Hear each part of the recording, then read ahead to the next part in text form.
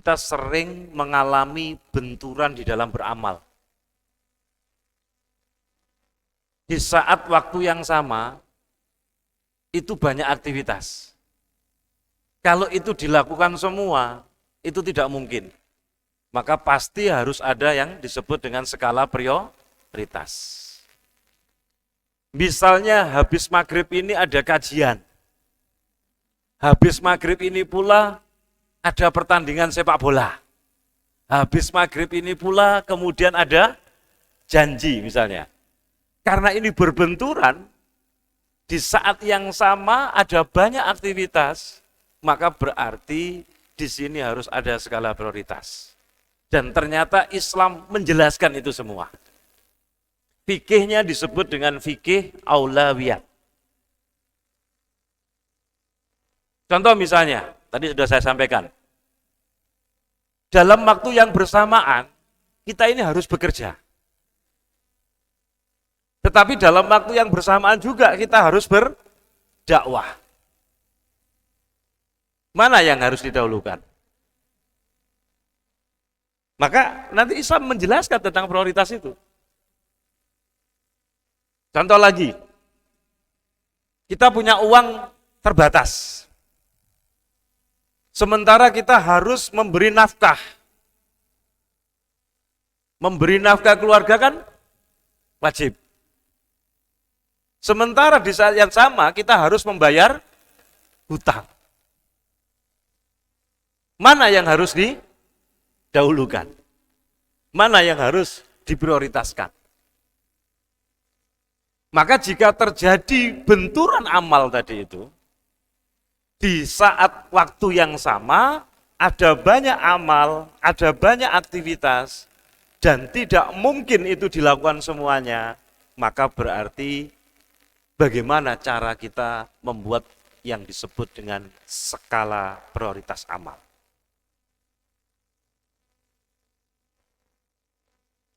Di dalam Islam, skala prioritas amal atau yang disebut dengan aulawiyat itu untuk menentukan prioritas di dalam beramal, kita tidak boleh hanya mengandalkan logika.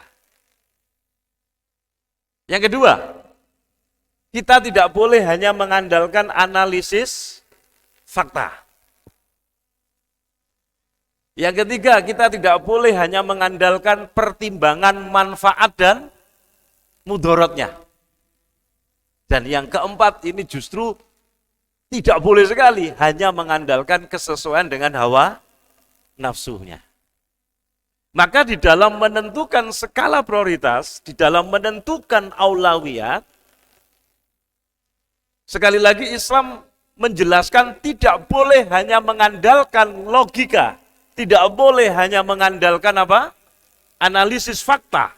Tidak juga boleh hanya mengandalkan pertimbangan maslahat saja, manfaat dan mudorotnya.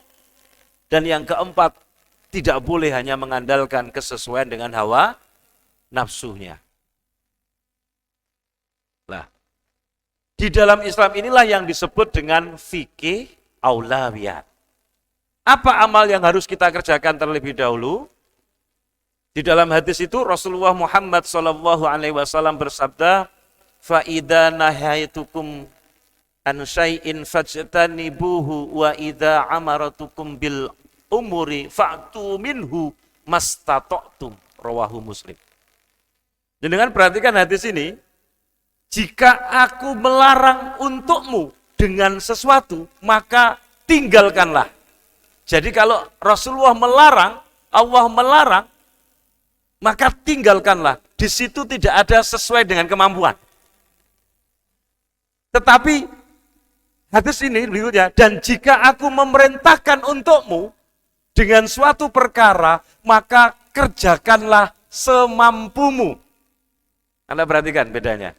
Jadi kalau Allah melarang, Rasulullah melarang, tinggalkanlah, itu tidak ada kata sesuai dengan kemampuan. Tetapi ketika Rasulullah memerintahkan untukmu satu perkara, maka kerjakanlah semampumu. Ada mastata'tum. Maka di dalam fikih istitoah itu parameternya 3, Bapak Ibu sekalian. Pertama, ukurannya adalah kemampuan berpikir mereka. Yang kedua adalah kesehatan apa? Fisik jasmaninya. Yang ketiga adalah kepemilikan harta. Maka kenapa ketika ada orang sholat dan ketika dia akal berpikirnya ternyata mampunya hanya bisa Allah, Allah, maka boleh dia sholat itu hanya nyebut Allah, Allah. Tetapi ketika makna istitoah kemampuan tadi, ketika dia akalnya sehat, tapi dia fisiknya lemah, tidak bisa sholat dengan berdiri, maka dengan duduk.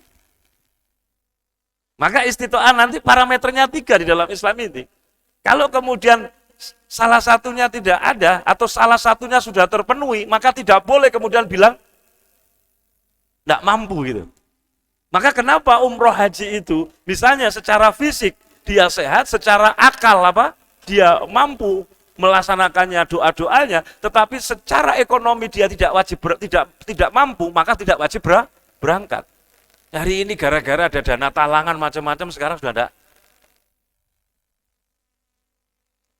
Saya mau tegaskan lagi teman-teman sekalian, jika Rasulullah dan Allah melarang untuk sesuatu yang dilarang, itu tidak ada kata mastata'tum. Di dalam hadis ini, jika aku melarang untukmu dengan sesuatu, maka tinggalkanlah. Nah, tidak ada kata mastata'tum. Tetapi ketika menjalankan, ketika diperintah untuk menjalankan perintah satu perkara, maka di situ ada mastata'tum. Sesuai dengan kemampuan. Dan sesuai dengan kemampuan tadi, indikatornya apa Bapak Ibu? 3. Apa yang dimaksud dengan mastata'tum semampumu? Apa sandarannya?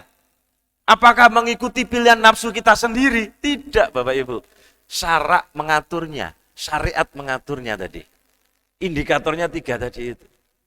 Makanya ketika kaum muslimin itu, ada orang yang kemudian karena daya tangkap pikirnya, dia hanya bisa melafadzkan sholat itu Allah, Allah. Tidak apa-apa dia sholat Allah, Allah, Allah. Karena sesuai dengan kemampuan. Tidak bisa kemudian mengatakan, loh katanya sesuai dengan kemampuan, aku gak sholat ya, aku gak mampu. Maka dilihat, akalnya waras. Yang kedua fisiknya sehat. Yang ketiga dia punya harta, bisa beli sarung, bisa beli baju untuk nutup aurat. Maka dalam hal ini tidak boleh alasan sesuai apa? Kemampuan. Karena harus dilihat dari 3 ini. Clear? Maka tidak boleh mengikuti pilihan nafsu kita sendiri. Maka harus mengikuti ketentuan syariat. Termasuk di dalam fikih aulawiyat ini. Bila terjadi benturan di dalam beramal, di saat waktu yang sama banyak aktivitas amal, yang kalau itu dilakukan semua tidak bisa, maka berarti harus membuat skala prioritas. Level yang pertama, syariat Islam mengajarkan kalau mubah bertemu dengan sunnah, mana yang harus didahulukan? Sunnah. Kalau mubah bertemu dengan sunnah, mana yang harus didahulukan? Sunnah. Kalau sunnah bertemu dengan wajib, maka mana yang harus didahulukan? Wajib. Misalnya, habis sisa ada pengajian. Ngaji itu hukumnya apa? Wajib. Habis sisa pula, janjian mbek konco, nonton Persibaya. Kalau berbenturan tentunya, kalau hukumnya sudah jelas, di dalam Islam wajib, sunnah, mubah, maka semakin ke atas, maka itu harus didahulukan. Kalau wajib ketemu dengan sunnah, wajib yang harus didahulukan. Kalau sunnah ketemu dengan mubah, maka sunnah yang harus didahulukan.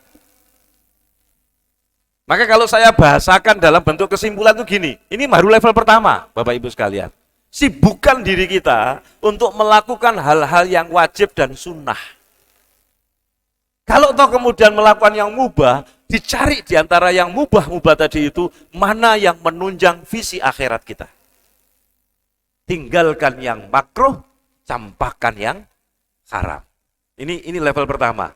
Jadi ketika hukumnya sudah jelas, maka secara peringkat kalau mubah bertemu dengan sunnah, maka sunnah yang harus didahulukan. Bila sunnah bertemu wajib, maka wajib yang harus didahulukan. Nah sekarang pertanyaannya, kalau wajib ketemu wajib, ini sudah levelnya udah level 2 lagi, naik lagi.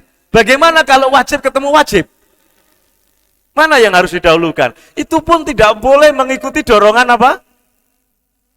Nafsu. Tidak boleh menggunakan apa? Logika. Dan ternyata syariat sudah mengajarkannya.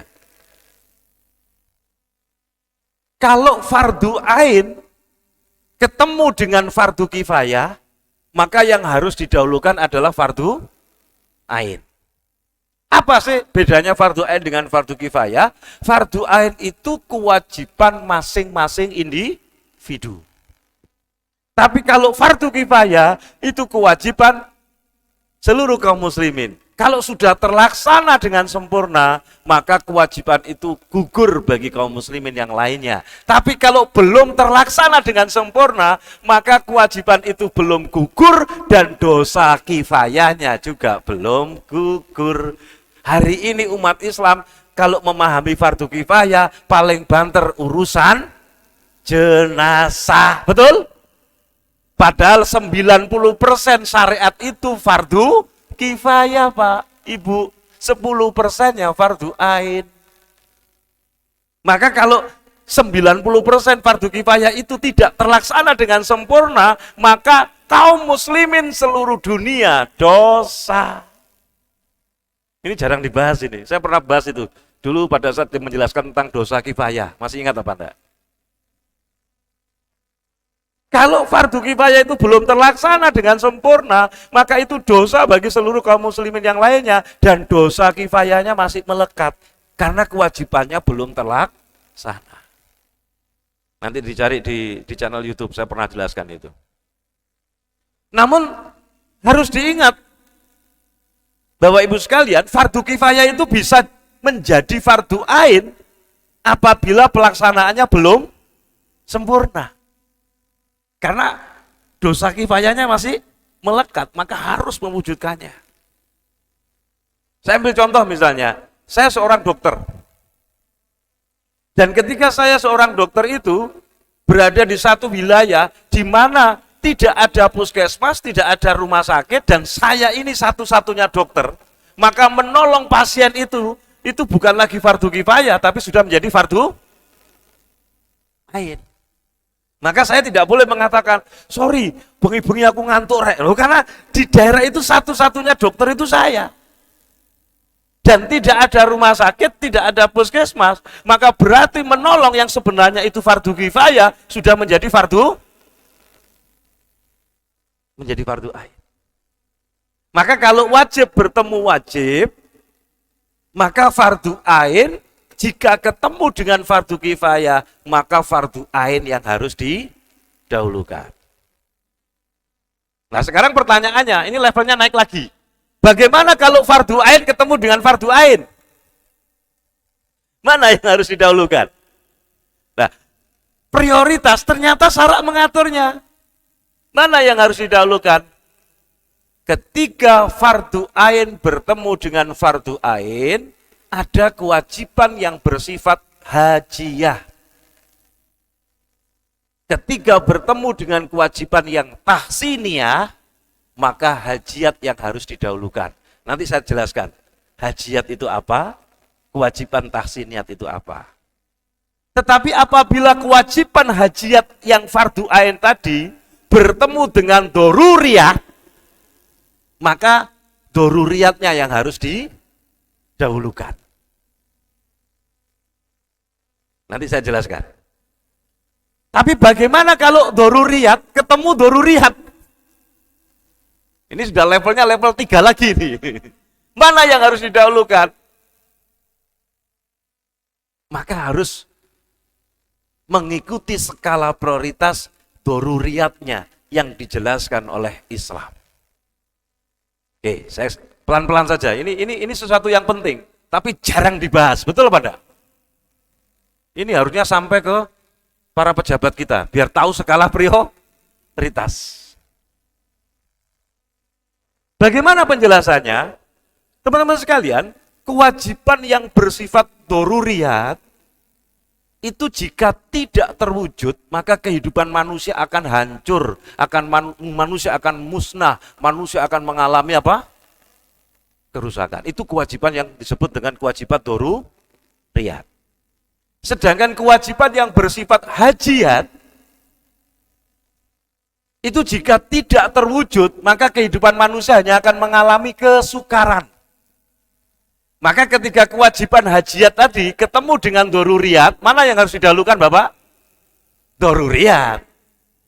Sedangkan kewajiban yang bersifat tahsiniyat, itu jika tidak terwujud, maka kehidupan manusia hanya akan kurang sempurna, tidak harmonis, hanya kurang indah. Jadi di dalam Islam kalau fardu ain ketemu fardu ain, itu dibedakan. Kalau kewajiban tahsiniyat, yang tadi kalau tidak terpenuhi, kehidupan manusia hanya kurang sempurna, tidak harmonis, kurang indah. Dan ketika dia ketemu dengan hajiat, maka kewajiban hajiat ini yang harus didahulukan. Tetapi ketika kewajiban hajiat ini ketemu, berbenturan dengan kewajiban yang doruriyat, maka kewajiban yang doruriyat ini yang harus didahulukan.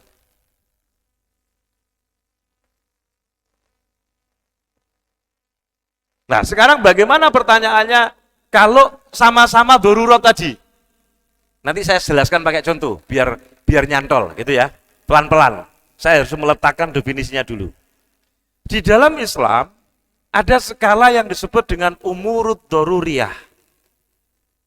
Umurud daruriyah yang pertama, kalau darurat ketemu darurat, maka yang harus diprioritaskan kewajiban yang pertama adalah hifdun din, menjaga agama. Itu nomor satu. Maka nanti ketika menjaga agama ketemu dengan hifdun nafsi, menjaga jiwa, maka yang harus didahulukan adalah menjaga agama. Jadi urutannya gini, pertama di dalam syariat itu yang disebut dengan maqasidus syari'. Dan maqasidus syari' itu tidak akan pernah mungkin Bapak Ibu kalau tidak diterapkannya syariat Islam. Maka tidak akan pernah terjadi maqasidus syari' itu kalau pakai piagam PBB. Clear? Ini pelan-pelan ini bicara fikih aulawiyat ini.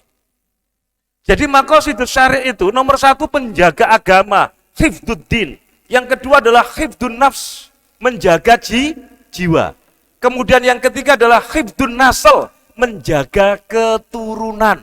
Dan itu benar-benar dijaga. Hari ini kita miris Pak, tahun 2022 kemarin yang minta ke pengadilan tinggi agama yang membawai 38 kabupaten kota di Jawa Timur yang minta dispensasi nikah, itu totalnya Jawa Timur 15.212 Pak. Kemarin viral yang Ponorogo Pak, 171. Padahal jumlah total se-Jawa Timur itu 15.212. Nomor 1 Kabupaten Malang Pak, 1.600. Nomor 2 Kabupaten Jember. Tapi kemarin yang viral apa Pak? Ponorogo 171. Surabaya itu sekitar 200 berapa gitu.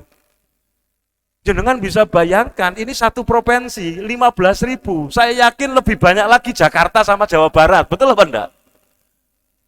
Dan kalau itu dihitung bisa jadi ada 100.000 lebih. Padahal di dalam Islam ada hifdun nasl ini Pak. Itu yang termasuk LKMD, lamaran kari meteng dhisik. Ini salah satu contoh ketika penjagaan ini, dan inilah benar-benar ada di dalam Islam, ini diabaikan, maka yang terjadi kita miris Pak. Nomor 3 tadi apa? Menjaga agama. Yang kedua adalah menjaga apa? Jiwa. Yang ketiga adalah hifdun nasl, menjaga apa? Keturunan. Yang keempat hifdul karomah Pak, menjaga kehormatan. Maka kalau ada orang memfitnah yang kemudian tidak terbukti itu menyebarkan order macam-macam, kena penjagaan karomah ini Pak dalam Islam. Itu nomor 4. Yang kelima hifdul akal, menjaga akal. Dan yang keenam adalah menjaga harta. Menjaga harta nomor terakhir Pak. Maka kalau berbenturan sama-sama doruriyatnya tadi, maka kalau berbenturan, kalau sudah darurat ketemu darurat, maka yang harus didahulukan urutannya seperti ini Pak. Menjaga agama harus diprioritaskan daripada menjaga jiwa. Oke, saya kasih contoh sekarang. Contoh tahsiniyat, hajiyat, dan daruriyat. Sholat wajib itu perkara apa Pak? Sholat wajib itu perkara daruriyat apa enggak? Kebolehan menjamak, mengkosor sholat bagi yang sedang safar, itu adalah perkara hajiyat. Jenengan boleh ambil apa enggak jamak kosor ketika safar? Boleh, karena perkara hajiyat. Tapi sholatnya tetap menghadap kiblat itu adalah perkara tahsiniyat. Ketika berbenturan, tidak boleh ketidaktahuan arah kiblat, terus kemudian tidak boleh menghalangi sholat. Apa kok nggak sholat? Aku garu kiblate. Bisa dipahami? Ini kalau orang tidak tahu skala prioritas, loh kok nggak sholat? Aku garu kiblate. Maka ketika perkara daruriyat ketemu dengan hajiyat, maka darurat yang harus didahulukan. Ketika hajiyat ketemu dengan tahsiniyat, maka hajiyat yang harus didahulukan. Contoh, sekarang saya kasih contoh lagi. Makan itu untuk menjaga jiwa, betul? Perkara daruriyat apa enggak? Kalau orang tidak makan, maka sampai 3 hari, maka dia akan apa? Nah, maka kewajiban mencari nafkah untuk bekerja, misalnya dia harus bekerja berburu di hutan, itu perkara hajiyat. Sementara makan tadi menjaga jiwa daruriyat. Kewajiban makan daging yang halal itu perkara tahsiniyat. Jika di hutan ternyata dia berburu, tidak ditemukan binatang buruan, ternyata di situ hanya ada babi, kalau dia tidak makan, maka dia akan apa? Jiwanya terancam, maka berarti makan babi, daging babi, untuk menjaga jiwa tadi itu harus didahulukan dari perkara hajiyat dan tahsiniyat. Karena darurat. Tapi sebatas apa? Memenuhi kebutuhan, tapi tidak boleh, ternyata enak dentekno sampai. Hari ini perkara daruriyat itu bergeser Pak. Diundang prasmanan mbek koncone, ono parang iki enak panganan enak-enak tapi toko babi mobilnya kamar. Iki kan darurat iki, gak bisa Pak. Jadi Islam itu sangat clear apa enggak? Sampai semacam ini diatur Pak. Jadi tidak bisa kemudian berdasarkan apa tadi? Logika, fakta, apalagi hawa nafsu. Oke, saya kasih contoh lagi. Membayar nafkah pada keluarga itu wajib apa enggak, Pak? Bagi seorang bapak wajib apa enggak? Tapi sampean bayar utang wajib apa enggak? Tapi duit itu nek sampean gunakno bayar utang, gak iso bayar nafkah. Tapi nek sampean gunakno bayar nafkah, enggak bisa bayar hutang. Mana yang harus didahulukan? Mana yang harus didahulukan? Loh, podo-podo wajib ya. Apa tadi? Mana yang darurat, mana yang hajiyat, mana yang tahsiniyat. Membayar hutang tepat waktu itu tahsiniyat. Membayar hutang itu juga wajib, benar? Tetapi kalau memberi nafkah dan itu nafkah yang darurat, kebutuhan primer, kalau itu tidak dipenuhi, diri dan keluarganya akan kaliren, maka dalam hal ini nafkah harus didahulukan, utangnya harus minta dispensasi penundaan. Tapi kalau kemudian membayar nafkah ini adalah nafkahnya bukan nafkah primer, Pak. Nafkah sekunder, bahkan nafkah tersier. Sorry, aku gak iso bayar utang soalnya bojoku njaluk mercy. Maka ini tidak boleh. Maka yang harus didahulukan apa? Memenuhi kewajiban membayar utang. Clear apa enggak? Jadi Islam itu sangat jelas. Jadi dari level pertama tadi, ketika wajib sunnah mubah itu sangat jelas. Semakin ke atas wajib harus didahulukan, sunnah harus didahulukan. Tapi bagaimana kalau sama-sama wajib? Maka tadi ada level yang kedua, fardu ain harus didahulukan dengan fardu kifayah. Lah sekarang bagaimana fardu ain ketemu fardu ain tadi? Maka tadi ada penjelasan, ada kewajiban apa? Doruriyah, hajiat, dan tahsiniyat. Kalau kewajiban doruriyat ketemu dengan hajiat, maka doruriyatnya yang harus didahulukan. Kalau hajiat ketemu dengan tahsiniyat, maka hajiatnya yang harus didahulukan. Sekarang bagaimana dorurat ketemu dorurat? Nah, umumun dorurat tadi ketemu, maka tadi peringkatnya tadi apa? Satu, menjaga agama. Maka ini harus didahulukan. Nanti ada contohnya. Contoh misalnya, memberi nafkah untuk kebutuhan makan tadi perkara apa? Daruriyat. Kebolehan berhutang untuk nafkah adalah perkara hajiat. Membayar hutang tepat waktu adalah perkara apa? Tahsiniyat. Maka jika uang terbatas, maka memberi nafkah harus didahulukan daripada membayar hutang. Kalau membayar nafkahnya itu adalah perkara yang apa, Pak? Doruriyat. Tapi ini perkara sekunder, tersier, maka tidak bisa. Oke, clear? Pelan-pelan ya, karena ini hukum. Ini jarang dibahas apa enggak, Pak? Kayak gini ini. Ini saya pernah bahas khotbah Jumat itu. Orang enggak akan ngantuk, Pak. Nah, contoh lagi. Menjaga jiwa itu adalah perkara doruriyat, betul? Berobat untuk menjaga kesehatan itu perkara hajiat. Saya kemarin operasi ginjal, Pak, sehingga dipasang selang. Ya, menjaga jiwa perkara doruriyat. Kewajiban menutup aurat itu perkara tahsiniyat. Jika di dalam berobat harus dioperasi, kan harus membuka aurat.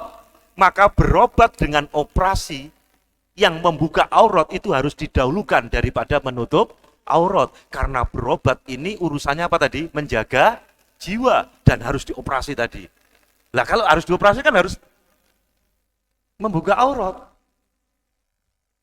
Menutup aurat tadi itu perkara tahsiniyat.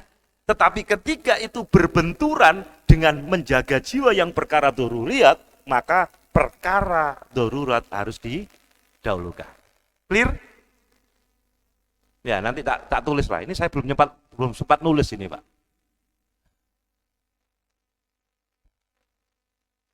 Lah, sekarang bagaimana contoh doruriyat ketemu doruriyat? Ini dicontohkan oleh para pejuang kita. Jihad untuk memelihara agama itu harus didahulukan walaupun harus mengorbankan jiwa. Coba jangan perhatikan. Jihad untuk memelihara agama, menjaga agama harus didahulukan walaupun harus mengorbankan jiwa. Kalau dulu resolusi jihad Hadratus Syekh Hasyim Asy'ari, mereka tidak dipahamkan tentang kayak gini, begitu nontok londo, Pak. Senjatanya apa, Pak? Tank. Terus iki mek bamuran runcing, maka dia katakan, wah, ini saya soro nek mate kan gitu. Lah, ini menjaga jiwa ini harus didahulukan walaupun harus mengorbankan jiwa. Darurat ketemu doruriyat. Minum khamr itu haram apa enggak, Pak? Minum khamr itu haram apa enggak?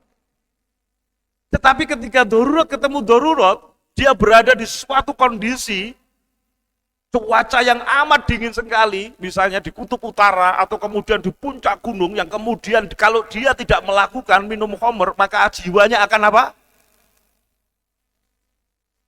Maka ini harus didahulukan daripada memelihara akal. Padahal tadi larangan meminum khamr itu untuk memelihara apa, Pak? Akal. Tapi ini dikalahkan karena berbenturan dengan memelihara jiwa. Tapi kalau tidak ada kondisi darurat, ya enggak boleh. Tadi judulnya kan di atas darurat ketemu darurat. Loh, iki Pak Fakih ingin jelaskan nek minum khamr untuk memelihara jiwa harus didahulukan dalam memelihara akal. Ini judulnya dukure ku darurat ketemu darurat. Loh, nek gak darurat kok minum khamr.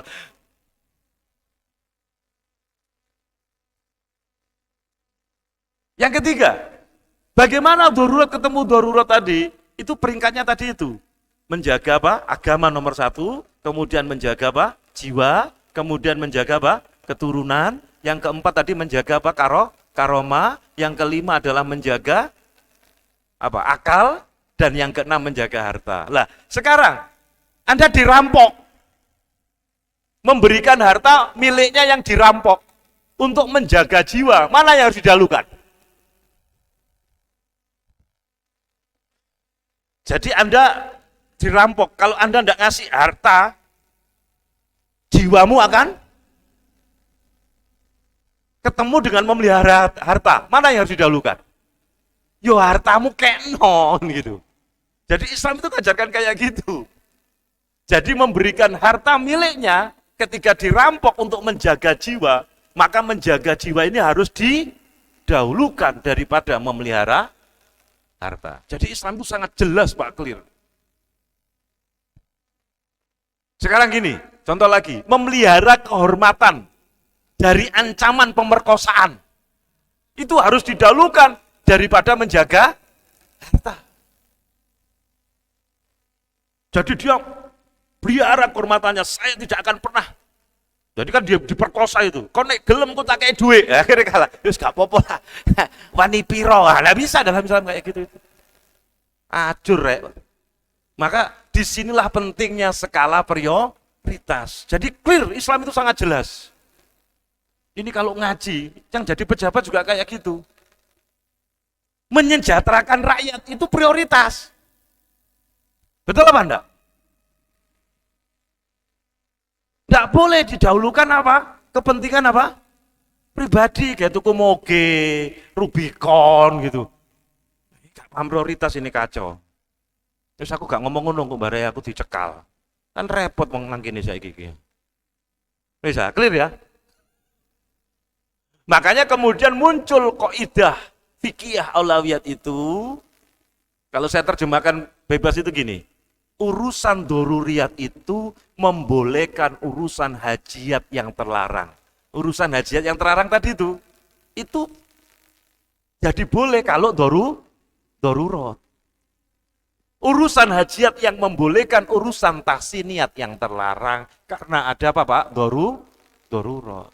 Pengertian darurat itu bukan sungkan Pak. Hari ini kan darurat. Aku sungkan diajak prasmanan konco-koncoku mendem, mosok aku gak mendem. Kan darurat. Koplak ini Pak. Hari ini kan banyak ini kelihatannya rohani tapi roh halus Pak. Ketika kalau tidak paham fikih aulawiyat ini. Maka kesimpulannya udah mau bisa ini ya. Kesimpulannya Bapak Ibu sekalian, maka prioritas amal itu yang pertama, amalan wajib yang bersifat doruriyat itu diletakkan nomor 1. Yang kedua, amalan wajib yang bersifat doruriyat di bawahnya itu nomor 2 kalau berbenturan. Yang ketiga, amalan wajib yang bersifat hajiat itu nomor 3. Yang keempat, amalan wajib yang bersifat tahsiniyat. Baru yang kelima, amalan wajib kifayah. Baru yang keenam, amalan sunnah. Yang terakhir, amalan mubah. Kenapa kok makruh mbek haram gak disebut? Ya wis memang gak oleh. Gitu. Jadi secara prioritas, Islam menjelaskan satu, amalan wajib yang bersifat doruriyat, ini maka harus didahulukan. Amalan wajib yang bersifat doruriyat di bawahnya, kedua. Kemudian yang ketiga adalah amalan wajib yang bersifat apa? Hajiat. Baru yang berikutnya amalan wajib yang bersifat tahsiniyat. Baru nomor 5 amalan wajib kifayah. Baru berikutnya amalan yang sunnah. Dan yang terakhir amalan yang mubah. Ini prioritas. Fikih aulawiyatnya prioritas dalam beramal itu demikian. Jadi kalau berbenturan di saat yang sama ada banyak amal, ternyata Islam menjelaskan begitu jelas dan rinci. Clear? Memberi nafkah pada keluarga wajib. Menolong orang ngopeni janda-janda cantik di luaran sana. Nah, kalau enggak paham prioritas, mbak anak bojone muwedit gak ketulungan, tapi di luaran berlagak pahlawan, ngopeni janda-janda sing ayu-ayu. Ini berarti enggak paham skala prioritas. Islam sangat jelas dan clear. Cukup nggih? Ada pertanyaan sampai sini? Ya.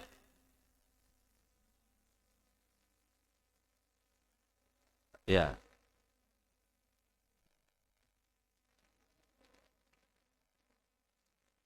Sama tadi didahulukan.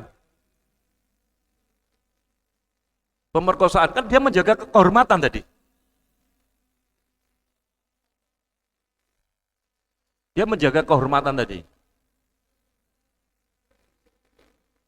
Oh dia dibunuh, iya.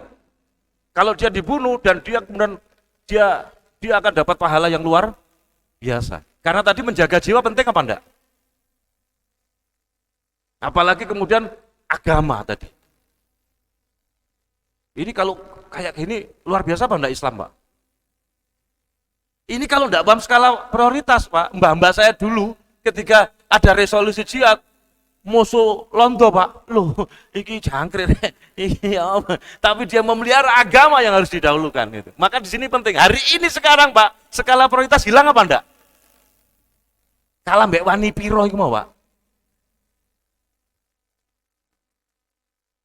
Clear nggih? Maka nanti dalam persoalan berdakwah pun nanti juga ada skala prioritas tadi, Pak. Hari ini kita tidak bisa membedakan itu karena tidak ada edukasi, Pak. Maka edukasi ini harus terus-menerus dipahamkan pada kaum muslimin.